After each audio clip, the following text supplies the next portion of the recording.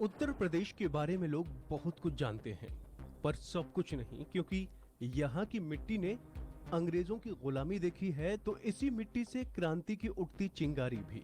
यहाँ भगवान राम ने जन्म लिया है, तो भगवान श्री कृष्ण इसकी मिट्टी में खेले हैं। लेकिन आज हम उत्तर प्रदेश की ऐसी जानकारी देने जा रहे हैं जो शायद ही पहले आपने कहीं सुनी होगी। दरअसल सन 1950 से पहले उत्तर प्रदेश अस्तित्व में ही नहीं था। जी हाँ, सन 1950 में इस राज्य का नाम उत्तर प्रदेश पड़ा। उससे पहले उत्तर प्रदेश यूनाइटेड प्रोविंस के नाम से जाना जाता था।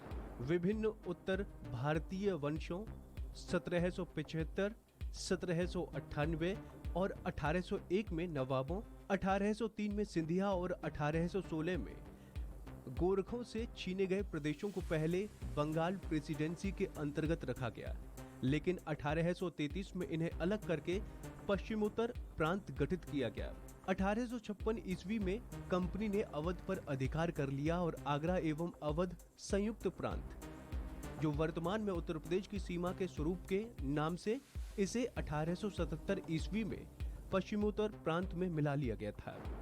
1902 ईस्वी में इसका नाम बदलकर संयुक्त प्रांत कर दिया गया।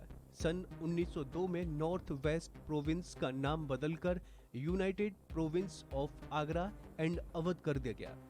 साधारण बोलचाल की भाषा में इसे यूपी कहा गया। सन 1920 में प्रदेश की राजधानी को इलाहाबाद से लखनऊ कर दिया गया। प्रदेश का उच्च न्यायालय इलाहाबाद ही बना रहा और लखनऊ में उच्च न्यायालय की एक न्यायपीठ स्थापित की गई।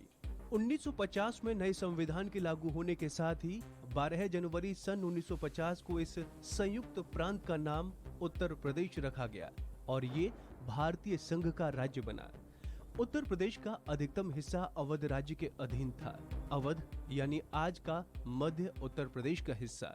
इस हिस्से में लखनऊ से फैजाबाद तक का भूभाग आता था।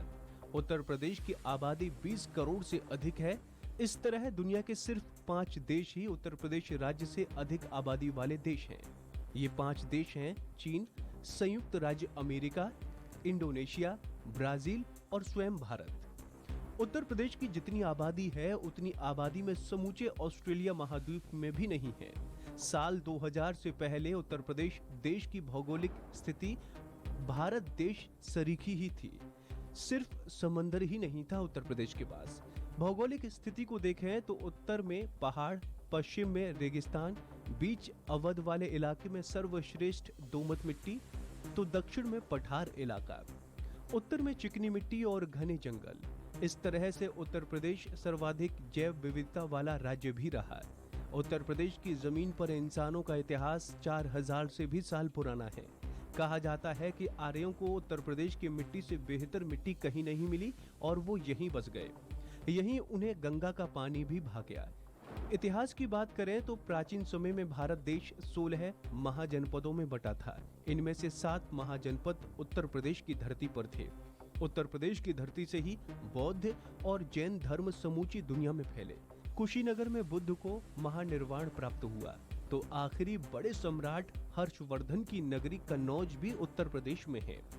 मुगलों की बात करें तो बाबर और हुमायूं ज्यादा समय तक शासन नहीं कर सके, पर अकबर ने उत्तर प्रदेश की माटी को ही अपना सब कुछ मान लिया।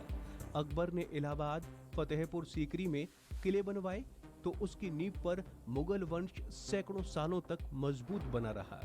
उत्तर प्रदेश की धरती हमेशा से सोना उगलने वाली रही। अंग्रेजों को इस सोने की खान की जानकारी थी, तभी तो उन्होंने बंगाल हाथ में आने के बाद उत्तर प्रदेश पर कब्जे के लिए अपना सब कुछ झोंक दिया।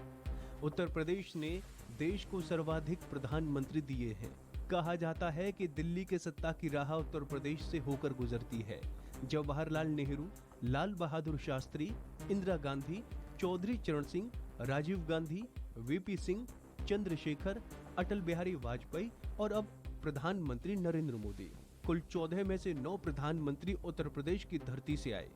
उत्तर प्रदेश में सबसे ज्यादा लोकसभा सीटें 80 और सर्वाधिक राज्यसभा सीटें 31 हैं, जो देश की राजनीति की दिशा और दशा तय करती हैं। उत्तर प्रदेश की विधानसभा सदस्यों के लिहाज से देश की सबसे बड़ी विधानसभा है। उत्तर प्रदेश की विधान परिषद में कुल 10 सदस्य हैं।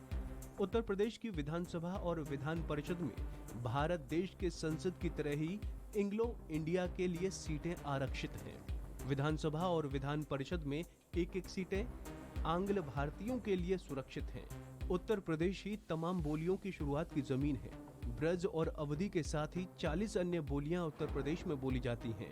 उत्तर प्रदेश से ही निकला कथक नृत्य समूची दुनिया में अपनी पहचान रखता है। तो ऐसी ही तमाम